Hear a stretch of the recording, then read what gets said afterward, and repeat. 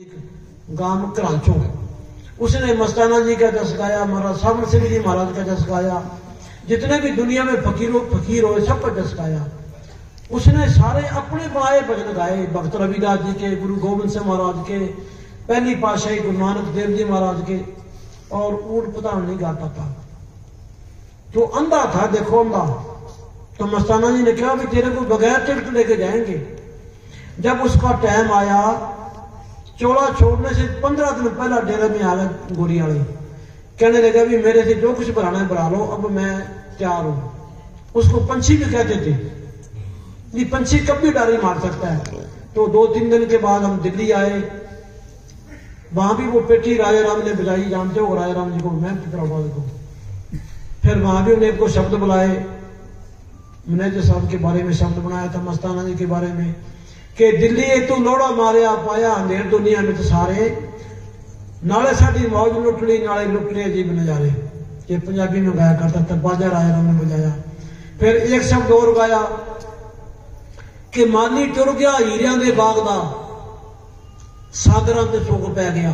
माली बाग में ना हो तो बाग कमला जाता है। घर में एक आदमी चला जाता है, घर सुना हो जाता है। जिसका बाग मर जाए उसको कोई चीज अच्छी नहीं लगती। तो जिसके संत चले जाते हैं, हमारे जुम्मेदार आदमी चले जाते हैं, गुरु चले जाते हैं, तो वो मरे समान होते हैं। तो उन्होंने शब्द गाया कि सागरां ते सोग पै गया, माली टुर गया हीरिया दे बाग दा। फिर फतेहाबाद आए, फतेहाबाद से राजा राम जी गांव छोड़ के आया। 3-4 दिनों के बाद फिर फतेहाबाद आ गए। जब उसका अंत समय आया तो घर वालों को कहने लगा भी मेरे को कोई हाथ ना लगावे गांव का आदमी, मेरा टाइम आ गया है।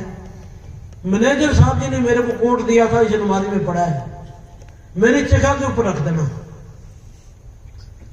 और जितने भी प्रेमी है सबको बुलाना, गांव वालों को किसी को ना बुलाना। 50-50 रुपये एक लोई सबको देनी, कितने भी आए।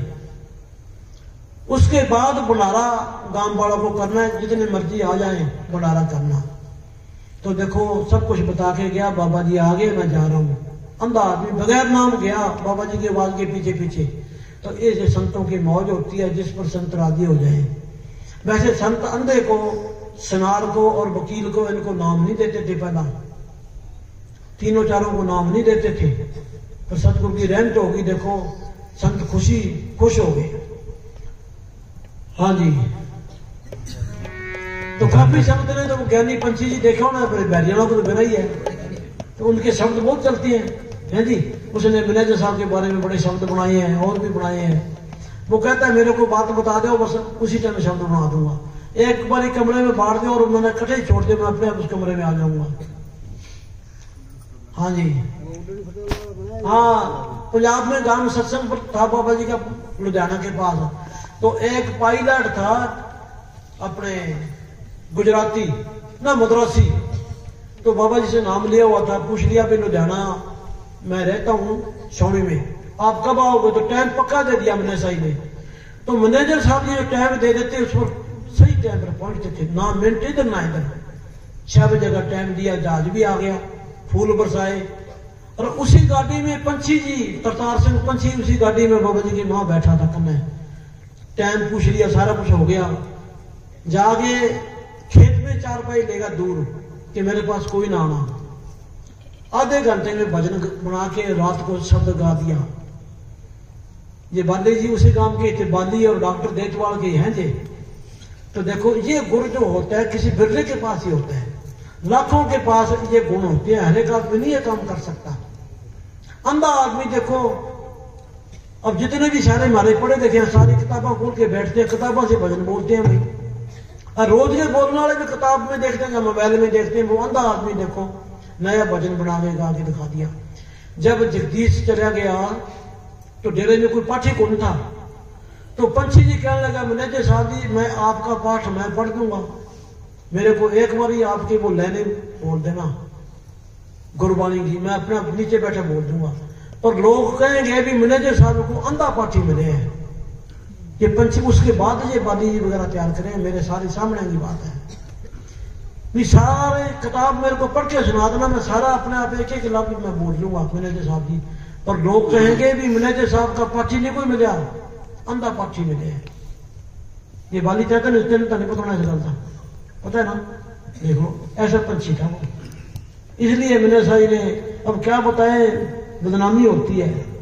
हम सारे ही ऐसे थे भाई, मैनेजर साहब का कोई हुक्म नहीं कोई मानता था, सारे लाट साहब बड़े हुए थे, इसलिए हम पैदा नहीं उठाते, संतों की बात ही नहीं मानते थे। बाबा जी कहते हैं 2 पाई का आदमी आ जाए उसकी बात मान लेंगे, हमारी कोई नहीं मानता।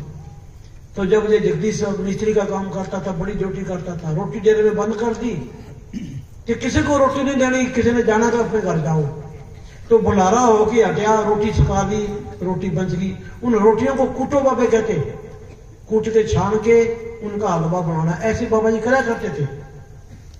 तो सुबह सुबह का टाइम 4-5 दिनों की रोटी सूखी मंचा पर बसात पड़ी है, बाजरे की रोटी, ये वही रोटी गर्म करके खान लाग रहे हैं सुबह सुबह, 100 मस्ताना और जगदीश।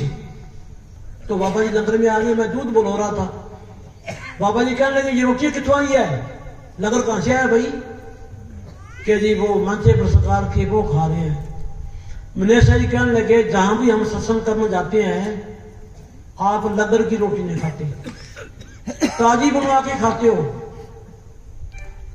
2 घंटों की रोटी पकी वो नहीं खाते, ताजी बनवा के क्यों खाते हो भाई, डांट मारी उनको। अच्छा ऐसे लड़ते थे मनेशा जी। तो बरसात हुई, बाबा जी डेरे में राउंड मारा करते थे, तो एक जगह दीवार में पानी पड़ गया, काफी इतना बड़ा टोआ हो गया, ये तो हमारा मिस्त्री था जगदीश जी। तो बाबा जी कहने लगे जगदीश वहां पानी पड़ता है, उसके डगल डाल के उसमें मसाला डाल देना, कि ठीक है जी।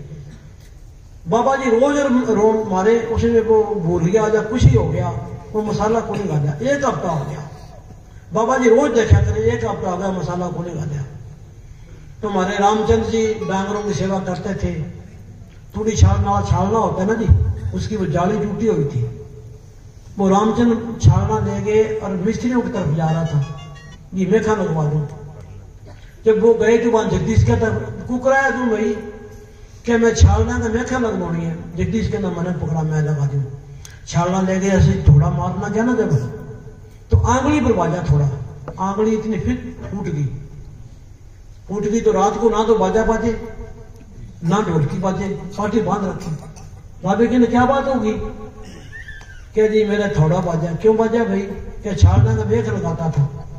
मैंने सही कहते मेरे को 1 हफ्ता हो गया कि वहां मसाला गाड़ दे, पानी पड़ता है, मेरी तो बात को नहीं मानी और रामचंद्र की बात मान ली, थोड़ा बाजना ही था। तो इसलिए कहता हूं संता की बात नहीं मानते थे, बाहर के आदमी की बात फट मानते थे, इसलिए हम पैदा नहीं उठाते थे। हकीकत की बात है, ये जब सरसा में सत्संग था तो जगदीश भी आ गया, मेरे बराबर बैठा था, उसका लड़का भी ढोलकी बजा रहा था। ये बात मैं सारी संगत में उसके सामने बताई, बात हुई ना तो ना हुई थी। मेरी आदत है मैं झूठ नहीं बोलता, जो बात हुई है वही बात मैं कहता हूं, सच्ची बात कहता हूं। अभी तक कोई झूठ नहीं बोला, ना मैं झूठ बोलूं, कोई तकमा थोड़ा लेना भी झूठ बोल के ना, हकीकत की बात है। इसलिए हम धक्के खाते फिरते हैं, इसलिए हम पैदा नहीं उठाते। बाबा जी कहते हैं गृहस्थी लोग पीछे बैठे वो फायदा उठा देंगे, नजदीक बैठे आदमी खाली रह जाएंगे। हाँ जी बोल भाई। धन धन